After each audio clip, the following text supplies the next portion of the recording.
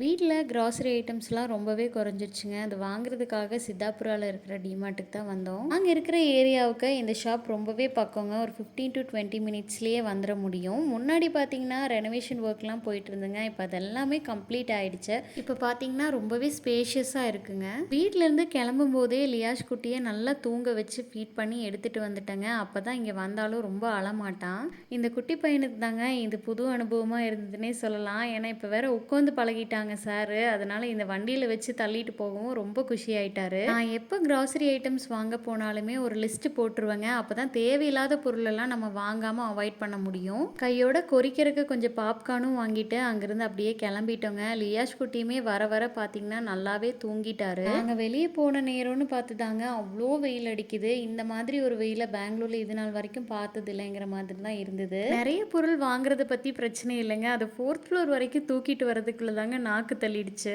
என்னோட சேனலை மறக்காம சப்ஸ்கிரைப் பண்ணி சப்போர்ட் பண்ணிடுங்க. நன்றி.